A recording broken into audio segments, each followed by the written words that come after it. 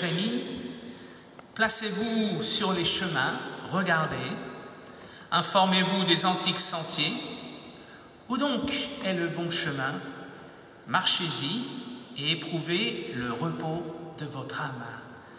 La grâce et la paix vous sont données de la part de Dieu notre Père et de Jésus-Christ notre Sauveur et de la part du Saint-Esprit, le Consolateur.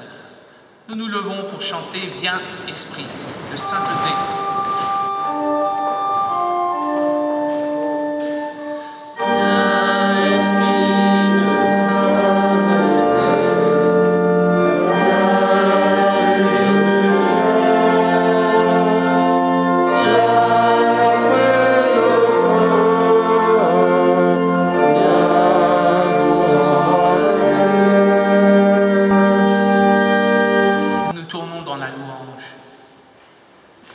Tu me scrutes, Seigneur, et tu me connais.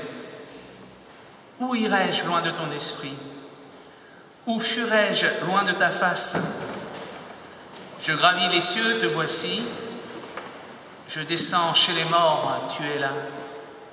Je prends les ailes de l'aurore, je voyage au-delà des mers. Là encore, ta main me conduit, ta main ferme me saisit. Je m'éveille, et voici, je suis avec toi. Conduis-moi, Seigneur, conduis-moi sur le chemin de ton éternité. Amen. Et nous poursuivons notre louange avec le chant « Frappez dans vos mains, vous tous les humains ».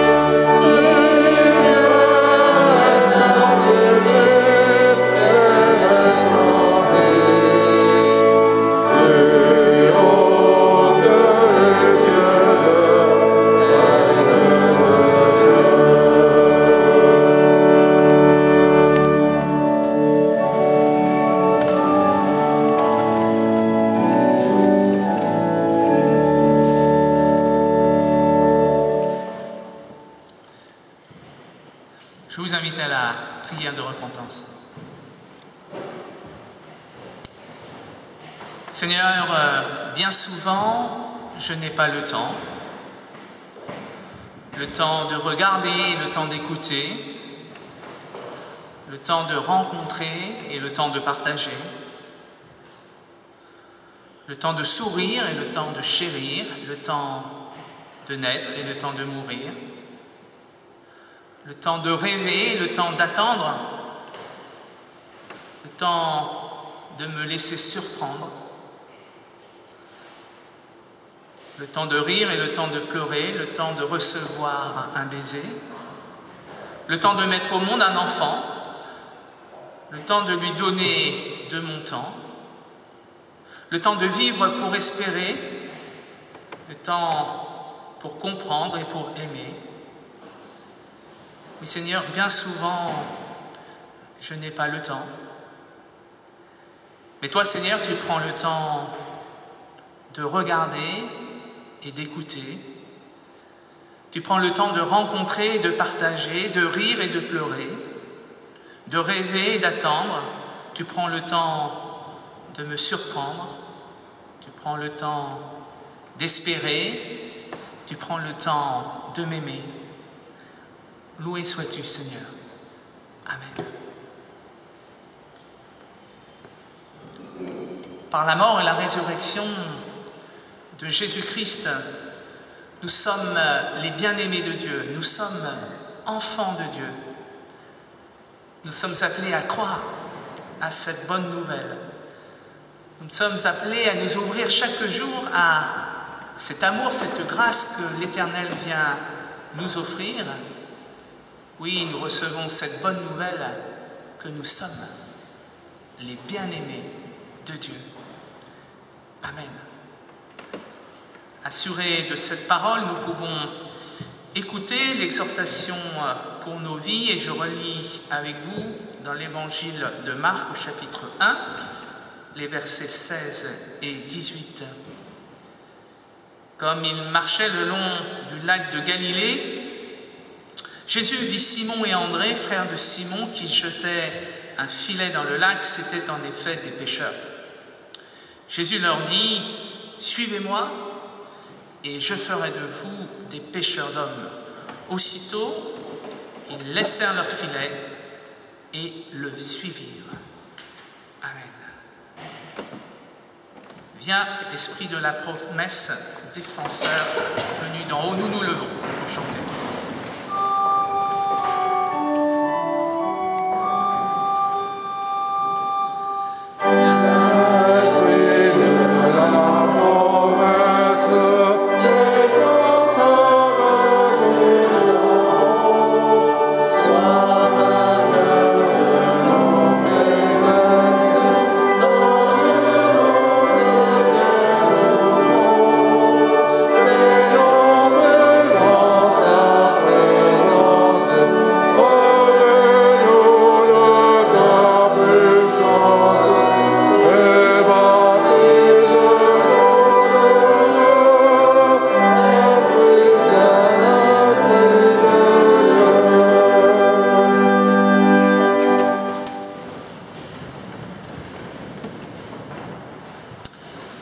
Avant d'écouter les lectures bibliques, nous prions. Esprit de lumière et de vérité, éclaire pour nous la parole que nous allons entendre. Conduis-nous dans la vérité. Esprit de sainteté, pénètre nos pensées et nos cœurs, rends-nous obéissants à ta volonté. Esprit d'amour, de joie et de paix, brille en nous comme une flamme que rien ne puisse éteindre. Amen.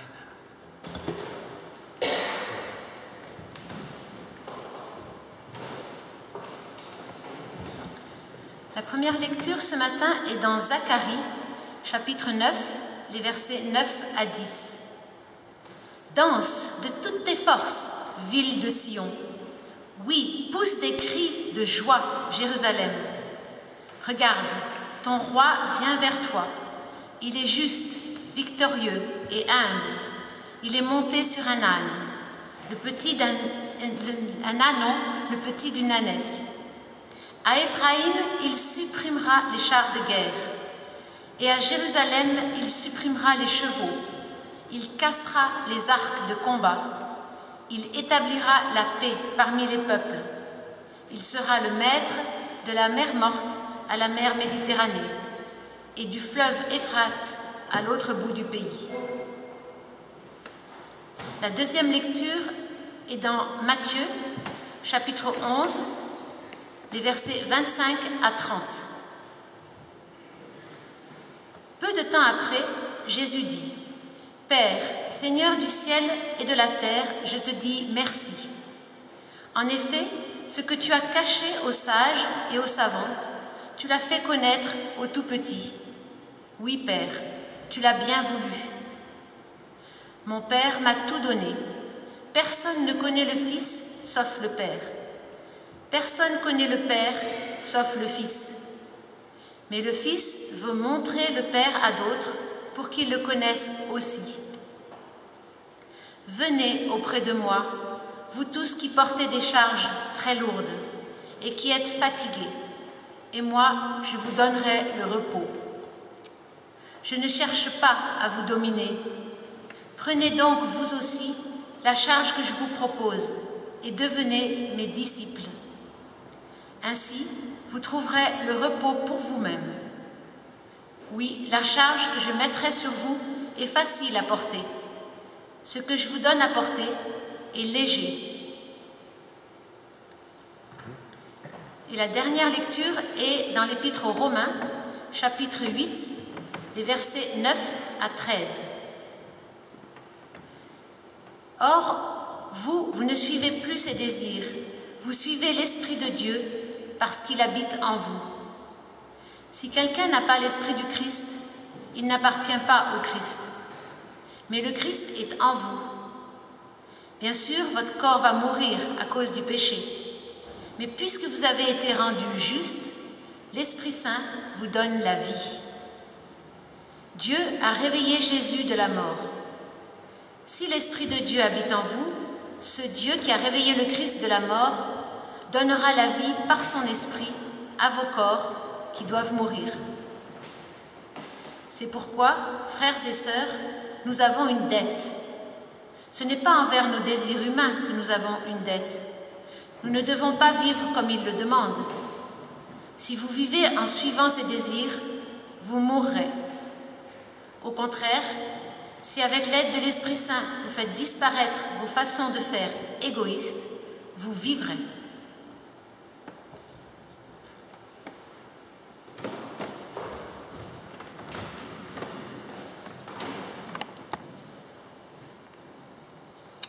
Comme un souffle fragile.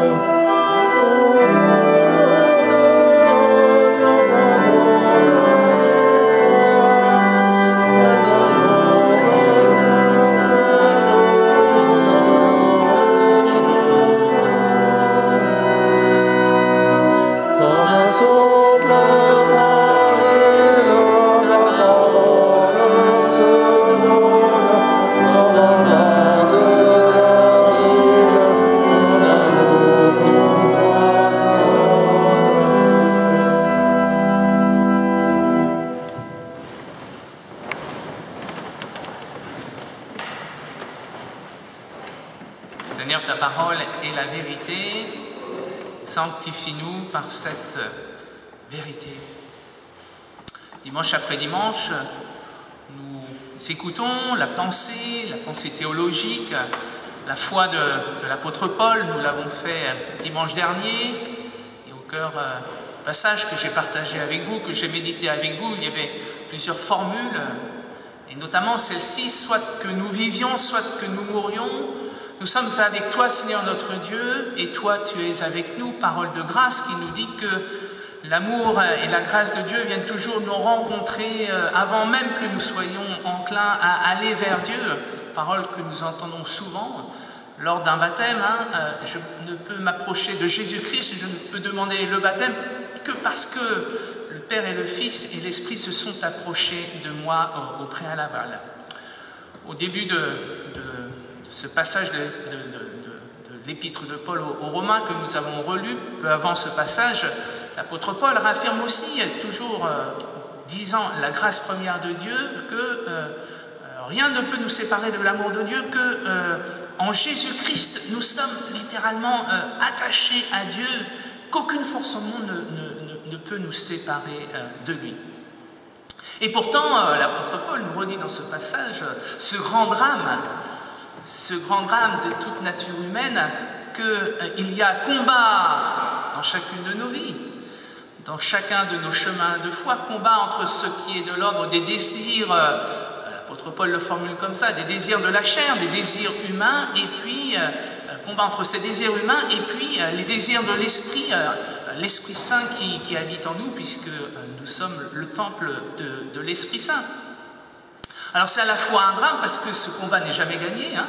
Il sera gagné une fois pour toutes dans le royaume, quand nous aurons reçu notre identité de nouvel homme dans le royaume de Dieu, mais pour l'instant, pour reprendre le vocabulaire de l'apôtre Paul, le vieil homme perdure en chacun d'entre nous, et donc ce combat est engagé jusqu'à notre mort. Et nous avons à combattre entre nos désirs humains et les désirs de l'esprit. Et ces désirs humains, ils sont multiples, mais dans ce passage, l'apôtre Paul les résume par l'égoïsme. Voilà, nous restons, quoique nous ne le voulions pas quand même, enclins à un égoïsme personnel, et il faut le souffle de l'esprit pour dépasser cet égoïsme et pour retrouver le chemin de la communion fraternelle. Une nouvelle fois, l'apôtre Paul utilise une métaphore qui m'a inspiré. Il dit que nous sommes endettés. Mais nous ne sommes pas endettés envers les désirs de la chair, nous sommes endettés envers les désirs de l'esprit. Nous devons être ouverts à ces désirs de l'esprit. Et ce mot endettement m'a fait réfléchir. Et je me suis dit qu'en fait, il y avait deux sortes d'endettement. Un endettement qui pouvait conduire à la mort, un endettement mortifère, et puis il y a des endettements, au contraire, qui conduisent à la vie. Exemple d'endettement qui conduit à la mort dans la vie de tous les jours, ce sont ces dettes que, par exemple, des agriculteurs peuvent contracter. Vous savez, on leur dit, écoutez, si vous investissez dans de nouvelles machines, dans de nouveaux tracteurs, vous allez pouvoir augmenter votre troupeau, vous allez pouvoir faire plus de chiffre d'affaires, et ainsi vous allez rembourser facilement vos dettes. Or, la réalité du monde est tout autre. Le chiffre d'affaires n'est pas atteint, les dettes continuent à devoir être remboursées, et beaucoup d'agriculteurs se retrouvent le couteau sous la gorge. Et quelques-uns, vous le savez malheureusement, en viennent jusqu'à se suicider parce que la tension n'est plus tenable, parce qu'il n'y a plus de solution, il n'y a plus d'avenir, il y a impossibilité à faire face à cet endettement qui est devenu mortifère. Dans notre vie, dans notre foi chrétienne aussi, notre foi peut devenir mortifère quand nous croyons que nous devons, par nos actes, par notre morale, par notre éthique, rembourser la dette que nous percevons en Jésus-Christ, lui qui a donné sa vie pour nous. Il y a des théologies qui nous conduisent sur ce chemin d'une foi mortifère. Nous devons expier jour après jour, année après année, le fait que Dieu nous ait fait grâce. Mauvaise théologie, foi mortifère. Nous devons recevoir avec émerveillement le fait que la vie nous est donnée gratuitement, que rien ne peut nous séparer de l'amour de Dieu, que nous sommes, oui, les bien-aimés de Dieu de par sa seule volonté. Donc il y a assurément des endettements mortifères, mais il y a au contraire des endettements qui conduisent à la vie, et s'il ne fallait en choisir qu'un, je suis un peu concerné par cela en ce moment, c'est l'endettement que fait un étudiant pour financer ses études. Endettement raisonnable, que lui accorde bien volonté le banquier, parce qu'il sait que cette dette va être remboursée facilement, parce que cet étudiant va faire de bonnes études et va avoir un métier et qu'il va pouvoir rembourser cette dette. Et cette dette, vous l'entendez bien, ouvre à la vie, voilà, est facilement remboursable, et ouvre à la vie et permet d'envisager une vie libre. Et dans notre foi, évidemment, cet endettement-là, c'est reconnaître Jésus comme le Seigneur qui nous donne, comme je vous l'ai dit, gratuitement la vie en abondance Cela ne vient pas de nous, nous sommes les sarments, lui est le cep, et nous recevons gratuitement et en abondance la vie, la paix, la joie et l'espérance. Être débiteur du Christ, pour le dire autrement, c'est se mettre à sa suite, c'est devenir son disciple, c'est comme nous le dit l'Évangile ce matin, lâcher nos filets humains pour prendre les filets de l'Évangile et de devenir femme, pécheur d'hommes et de femmes dans ce monde. Un théologien l'a dit magnifiquement dans un livre qui s'appelle « Mauvaise traduction en français, le prix de la grâce » Dietrich Bonhoeffer. Le titre en allemand, c'est « Nachfolge », donc on pourrait traduire en français par, c'est mauvais français, mais bon, la suivance, voilà, la suivance. Être chrétien, c'est suivre le Christ en confiance. Et qu'est-ce que suivre le Christ? L'Évangile nous le dit ce matin de deux manières, je l'ai entendu comme cela. D'abord, suivre le Christ, c'est recevoir cette bonne nouvelle que nous pouvons recevoir la paix, le repos de nos âmes.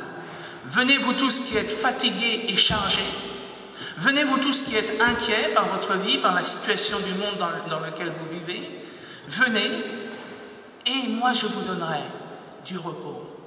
Moi je vous donnerai la paix que le monde ne peut pas vous donner.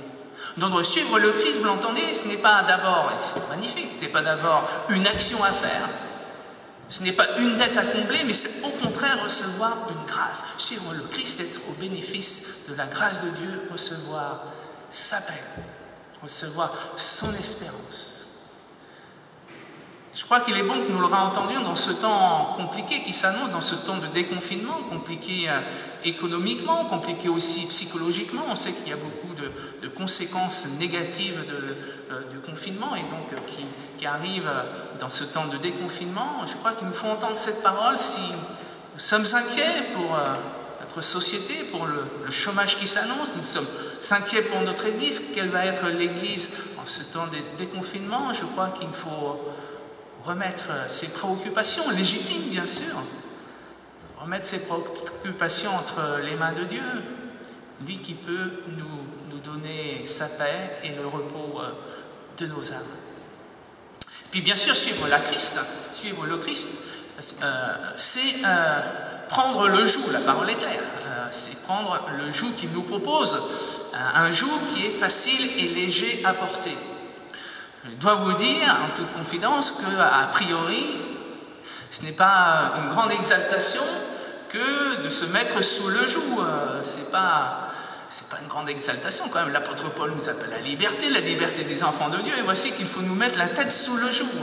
On sait bien que l'apôtre Paul aime aussi utiliser la dimension d'esclave du Christ, de serviteur du Christ, d'esclave. Mais c'est un petit peu dur tout de même à entendre. Mais alors il faut comprendre ce qu'est le joug.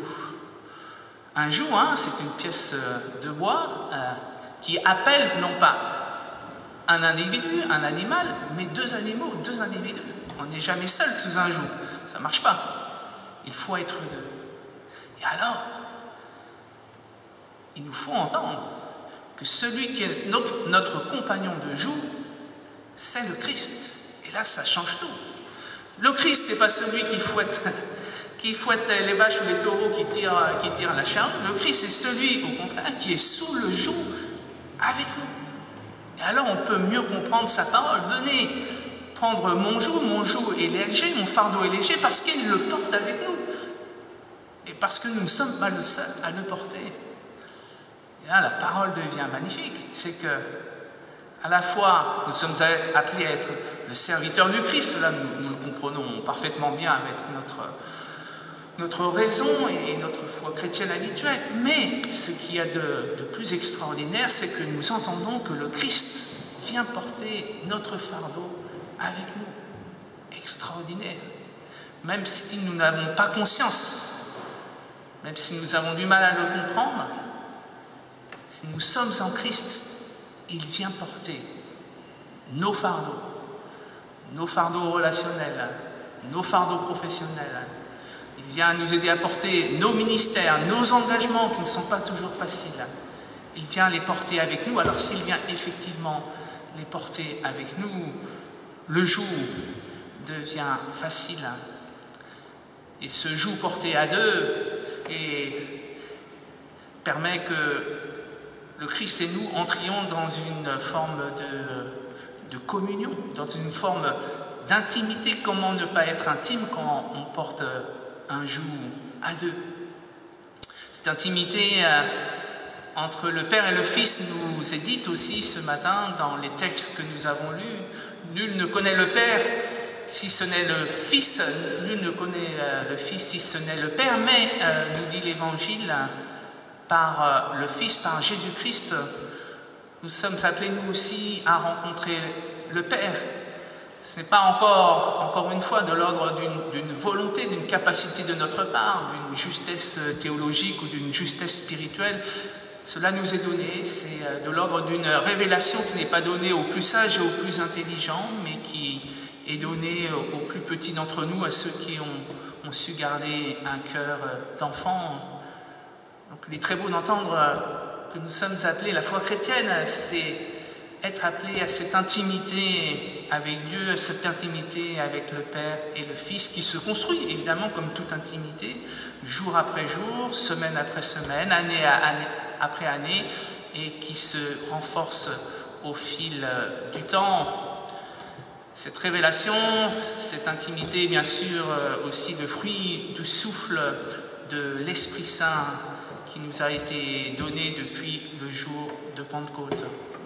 Cet Esprit Saint, je le crois, même si on est encore dans l'Ancien Testament, ou en tout cas entre l'Ancien Testament et le Nouveau Testament, avec la fête des rameaux, qui permet ce jour-là à la foule rassemblée pour accueillir ce grand personnage qui est Jésus-Christ. On a entendu parler de lui, il s'approche de Jérusalem, il a fait des miracles, on se demande qui il est.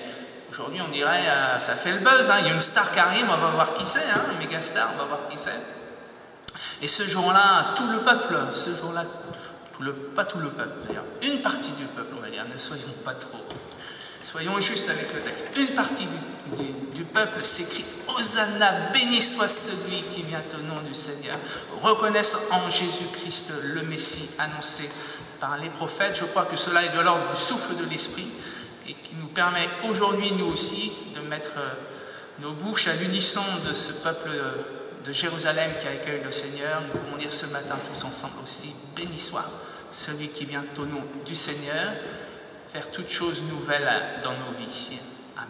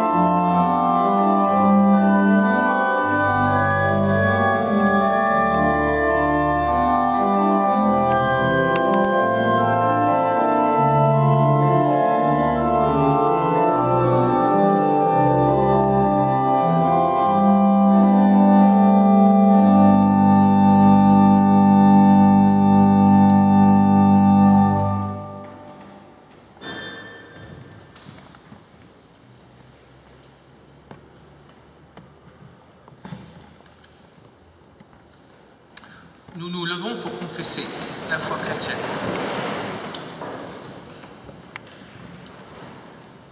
Avec Jésus de Nazareth apparaît une vie libre, donnée aux autres jusqu'à la mort et pourtant souveraine.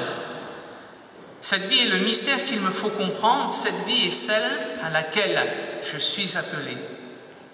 C'est pourquoi, guidé par le peuple juif qui a préparé sa venue, éclairé par le témoignage des disciples qui l'ont suivi, porté par la communion de mes frères et mes sœurs en foi, je crois en lui et avec eux, je le nomme Christ, fils de celui qui m'appelle malgré ce que je suis, à partager cette vie qui triomphe toujours de la tristesse et du désespoir, de la fermeture et du moralisme, de la haine et de la mort.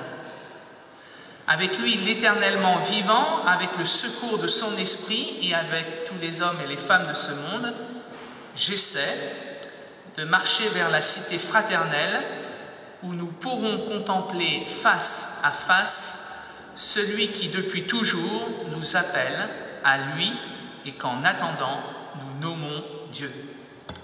Amen. Et nous restons debout pour chanter « Venez au Prince de la vie ».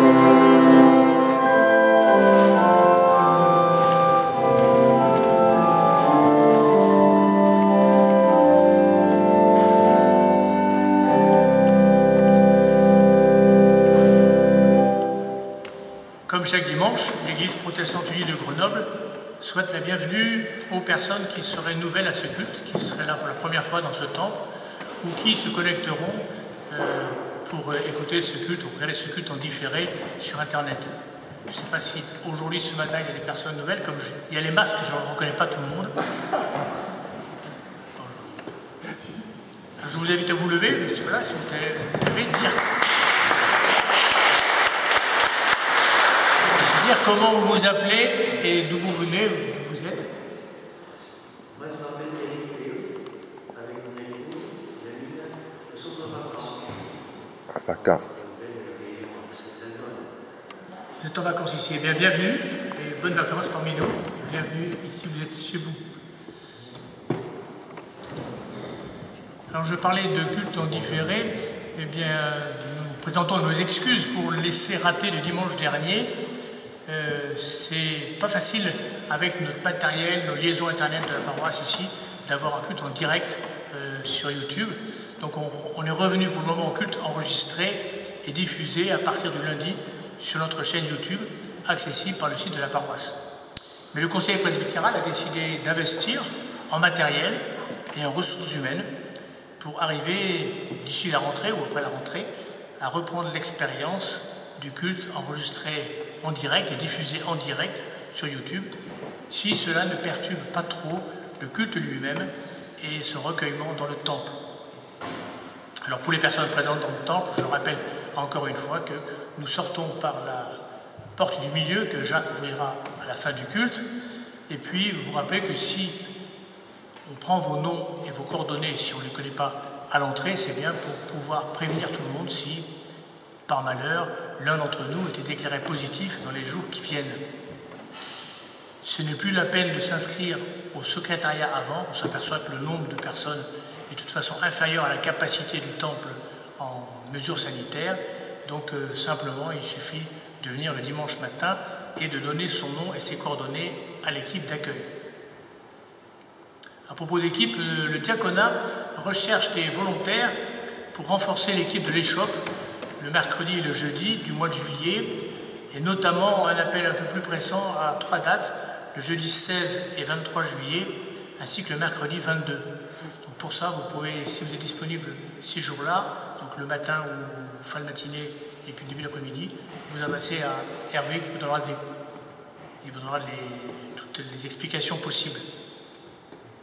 Et puis toujours à propos d'équipe, nous recherchons toujours des personnes pour donner un petit coup de main, pour nettoyer et repeindre certaines pièces, rafraîchir le presbytère de Montbono, que Karine Gézer doit quitter aujourd'hui d'ailleurs je crois.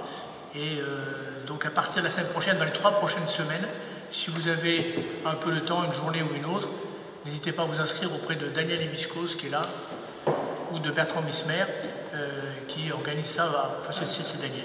À partir de mardi prochain, en fait, on va essayer de commencer par le nettoyage, puis le rafraîchissement de certaines pièces. Voilà, et sinon, dire que nous étions quelques-uns de notre église présents hier à Saint-Marc pour la célébration religieuse en mémoire de notre amie catholique Hélène Néchel. Hélène qui a une vie très engagée dans son église, dans le dialogue judéo-chrétien, auprès des jeunes, des aumôneries, et évidemment aussi beaucoup dans l'œcuménisme, notamment à Saint-Marc, depuis plus de 30 ans. C'était une très belle célébration à Saint-Marc, hier matin. C'est maintenant le moment de l'offrande, et comme tous les premiers dimanches du mois, l'offrande est bien sûr pour le diaconat. C'est pour ça qu'il n'y a pas de panier connecté, puisque le panier connecté, c'est l'église, et que aujourd'hui, c'est la collecte traditionnelle. Et si vous êtes derrière votre ordinateur, le lundi ou mardi ou mercredi, vous pouvez aussi faire un don au diaconat sur son site.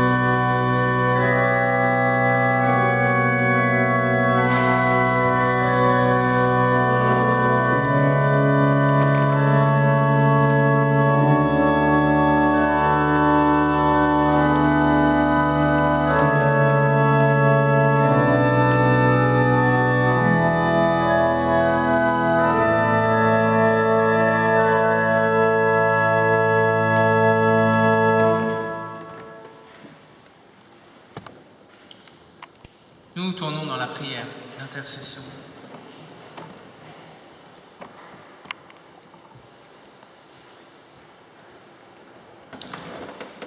Seigneur, merci pour ta parole de grâce qui vient nous rencontrer, qui vient réaffirmer que nous sommes tes enfants bien-aimés. Merci de nous offrir ton repos, le repos pour nos âmes. Merci de nous offrir ta paix. Seigneur, donne-nous la grâce aussi de vouloir de tout notre cœur porter le joug que tu as préparé pour nous. Ce joug qui n'est pas trop lourd, ce joug que tu portes avec nous, et merci pour cette parole extraordinaire que tu es notre compagnon de joug, que tu nous accompagnes, que tu nous aides à porter nos engagements, nos combats. Merci Seigneur, oui, pour cette parole si forte ce matin. Seigneur, nous voulons te prier pour tous ceux dont le joug est trop lourd à porter, pour tous ceux qui plient sous la charge du trop de travail, du trop de pression, du trop d'endettement, du trop de tout. Tous ceux qui en viennent même à se poser la question de la justesse de vivre encore si c'est pour trop de souffrance. Seigneur, nous te prions ce matin pour tous ces hommes et toutes ces femmes, que ton esprit vienne les rencontrer, que tu places sur leur chemin des hommes et des femmes capables de leur redonner espérance, d'ouvrir une brèche, toi qui es le Dieu qui ouvre des brèches. Et si nous devons être un de ces hommes, une de ces femmes, donne-nous, Seigneur. Seigneur, nous te prions pour notre pays, te prions pour toutes les nouvelles autorités qui ont été élues. Te prions que souffle sur elles ton Esprit Saint. Te prions que puisse naître le dialogue, peut-être même une forme de communion fraternelle, dans le sens de la devise de notre beau pays, liberté, égalité et fraternité. Permets que le bien commun soit le désir et la volonté de chaque personne élue, et non pas la volonté de défendre une idéologie ou même une ambition personnelle. Oui, Seigneur, que ton esprit souffle sur notre pays. Nous te présentons tous ceux qui vont être touchés par les difficultés économiques, tous ceux qui vont perdre peut-être leur travail. Que ton espérance vienne aussi les habiter et que notre Église puisse être une Église d'espérance et d'accompagnement.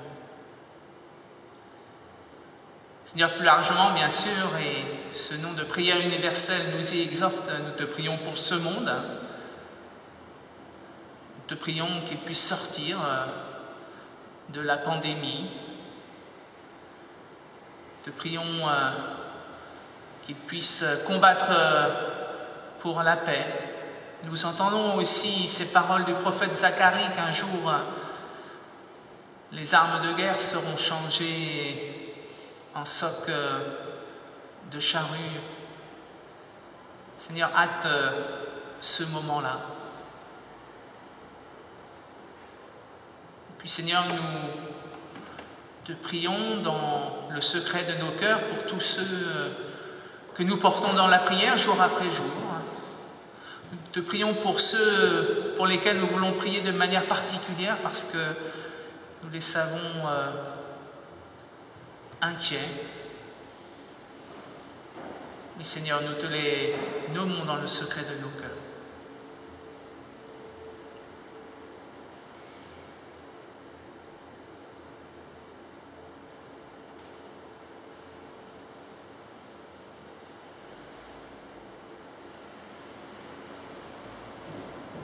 Puis Seigneur, nous te disons notre reconnaissance pour tous tes serviteurs qui ont rejoint ton royaume éternel et qui viennent de mourir. Ces serviteurs qui ont osé jeter leurs filets humains pour prendre les filets de l'Évangile et devenir pécheurs d'hommes et de femmes. Nous te prions et nous sommes dans la reconnaissance pour cette sœur catholique, pour ce service d'action de grâce qui a été célébré samedi matin.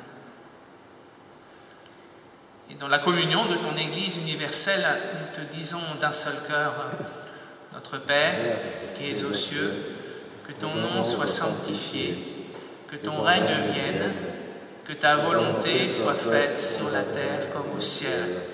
Donne-nous aujourd'hui notre pain de ce jour. Pardonne-nous nos offenses, comme nous pardonnons aussi à ceux qui nous ont offensés. Et ne nous laisse pas entrer en tentation, mais délivre-nous du mal, car c'est à toi qu'appartiennent le règne, la puissance et la gloire pour les siècles des siècles. Amen.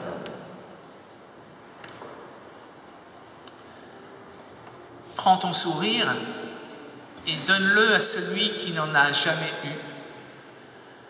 Prends un rayon de soleil et fais-lui percer les ténèbres. Découvre une source et purifie celui qui est dans la boue. Prends une larme et dépose-la sur le visage de celui qui ne sait pas pleurer. Prends le courage et mets-le au cœur de celui qui ne peut plus lutter. Découvre un sens à la vie et partage-le avec celui qui ne sait plus où il va. Prends dans tes mains l'espérance et vis dans la lumière de ses rayons. Prends la bonté et donne-la à celui qui ne sait pas donner. Découvre l'amour et fais-le connaître à tous. Ces paroles sont du Mahatma Gandhi. Je vous invite à vous lever pour recevoir la bénédiction de la part de Dieu. Le temps est venu pour chacun d'entre nous de poursuivre notre route, aller dans la paix et dans l'espérance. Rien ne peut nous séparer de l'amour de Dieu manifesté en Jésus-Christ. Amen.